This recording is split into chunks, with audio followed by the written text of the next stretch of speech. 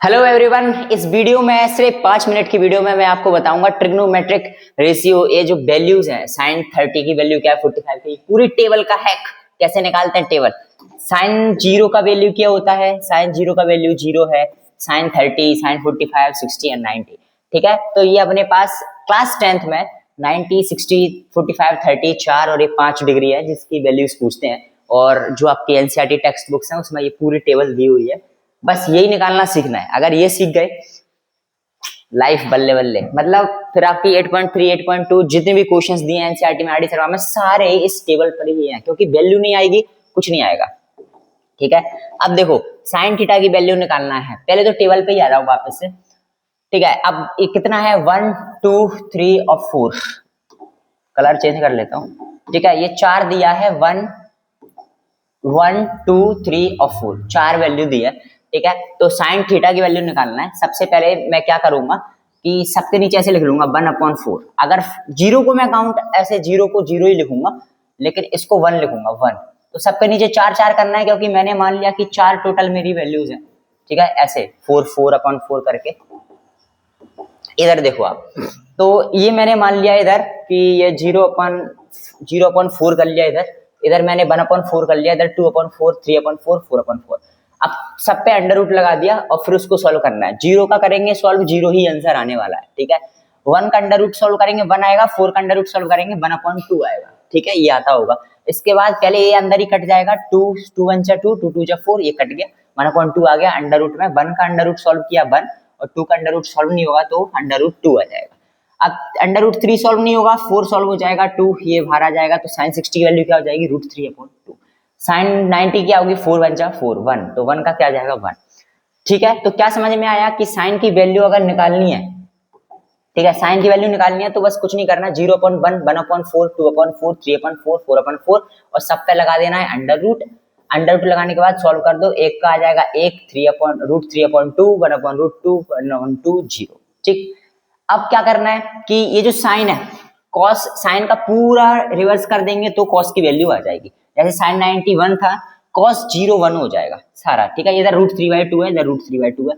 ये 45 का सेम रहता है, 1/√2, 1/2 इधर आ जाएगा और 0 इधर आ जाएगा। ठीक है, तो एक वैल्यू निकाल ली साइन की, कॉस की आ जाएगी अपने आप। ठीक है, उसके बाद मैंने आपको ये बताया था, देखो उसके बाद मैंने आपको ये पढ़ाया था कि sine theta, cos theta and ten.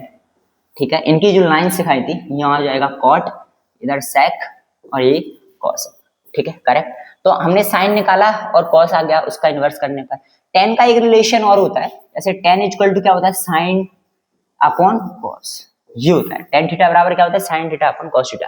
क्या समझ में आ रहा है? अगर मैं साइन की वैल्यू को कॉस की वैल्यू से डिवाइड कर देता हूँ, ये डिवाइड कर देता हूँ, तो आंसर में जो आएगा वो 10 की वैल्यू होगी। यही होता है ना, इसका मतलब आंसर में जो आएगा वो 10 की वैल्यू होगी।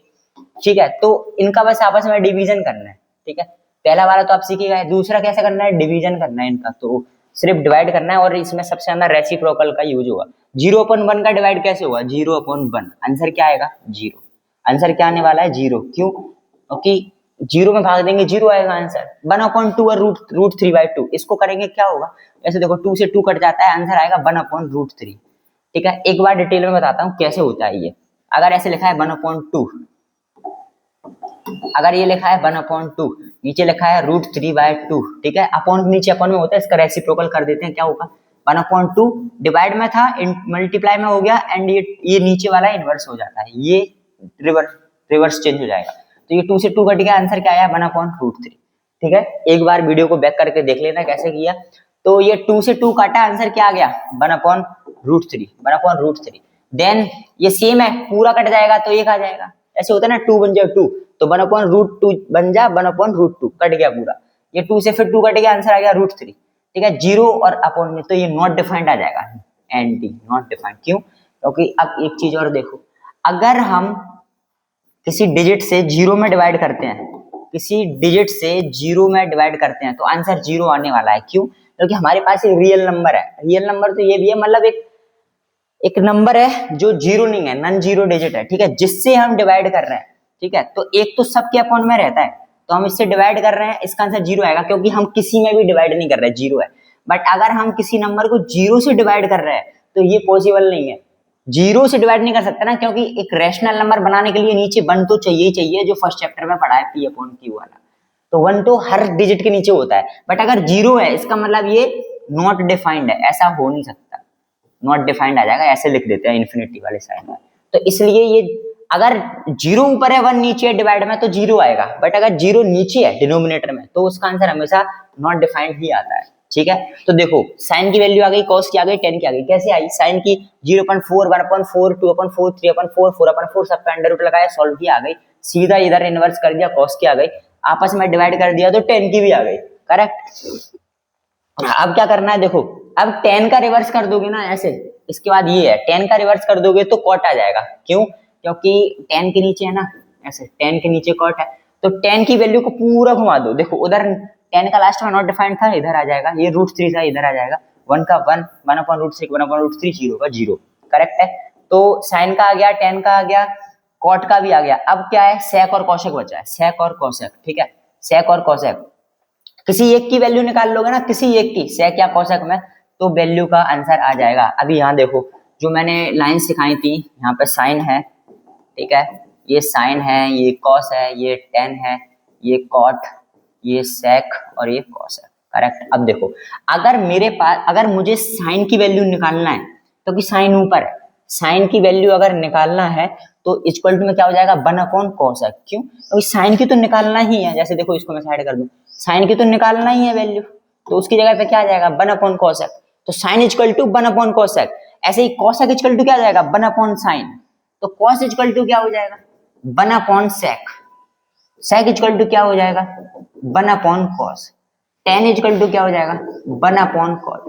तो ये जो नीचे इनके अपोजिट में जो वैल्यू दी है और जिसकी निकालना है उसकी जगह पे ये लिख के 1/cosec कर सकते हैं। तो अगर मैं मान लो मुझे cosec निकालना है, cosec, तो मैं क्या करूंगा, 1/sin, 1/sin करूंगा, आंसर आ जाएगा।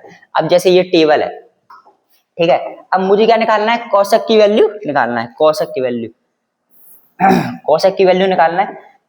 ठीक है, तो cosec की वैल्यू कैसे आएगी, मुझे पता है 1/, क्या करना है, 1/sin की वैल्यू करना है। तो मुझे इसको छोटा करता हूं, अगर मुझे ये निकालना है कि cosec 0 की वैल्यू क्या है, तो मुझे क्या चाहिए, 1/sin 0 की वैल्यू चाहिए। मुझे पता है sin 0 की वैल्यू 0 है, और अभी मैंने बोला है कि अगर 0 नीचे है तो उसका आंसर एंड ही आने वाला है, यानी कि नॉट डिफाइंड। तो सिंपल है, सिंपल है ना। इधर देख लो ये क्या आ गया, cosec की वैल्यू आ गई नॉट डिफाइंड। क्यों आई नॉट डिफाइंड, क्योंकि सब में ऐसे ऐसे करना है, ये कर लो, एक ऊपर लिख दो और साइन को डिवाइड करना है, एक के नीचे साइन की सारी वैल्यू कर दो, आंसर आ जाएगा। तो ये 0 हो गया इधर। चलो इसी को बड़ा कर देता हूं, ये आप समझ ही गए। अब देख लो इधर क्या है, हाँ, अब इस सब साइन की पूरी वैल्यू के ऊपर क्या कर देंगे, 1। क्यों? क्योंकि साइन का ये अभी मैंने बताया 1/cosec होता है, cosec का 1/sin होता है। तो इधर 1 लिखा, इधर 1 लिखा, इधर 1 लिखा, इधर 1 लिखा, इधर 1 लिखा। अब इनका क्या करना है, रेसिप्रोकल। ये 0 नीचे आ गया तो आंसर क्या आएगा, नॉट डिफाइंड, ये आ गया नॉट डिफाइंड। अब 1/2 हो गया, 1/2 कैसे होगा, देखो जैसे ये लिखा है 1, ये लिखा है 1 और ये लिखा है 1/2, तो इसके नीचे 1 लिख लो, इसको रेसिप्रोकल कर देंगे, 1/1 इंटू 2/1, तो इक्वल टू 2 बन जा 2, 1 बन जा 1, तो क्या हो गया 2, आंसर क्या आ गया 2। तो यहाँ पे क्या आंसर आ जाएगा इसका, ये आ गया, देखो cosec का 2, ये 2 आ गया। इसका क्या जाएगा, √2 आ जाएगा। कैसे आएगा, ये आएगा जैसे ये 1/1 है तो 1/1 इंटू √2/1, ये रेसिप्रोकल हो जाएगा उल्टा। तो ये सॉल्व हो गया। ठीक है, अब अगला क्या है, 1/√32, तो इसका रिवर्स कर दो बस, कहाँ गया, इसका रिवर्स कर दो, तो ये क्या हो जाएगा 2/√3, और ये 1 है, 1 के नीचे 1 रहेगा तो 1 ही आएगा। ठीक है, एक बार वीडियो को फिर से देख लेना, समझ में आ जाएगा।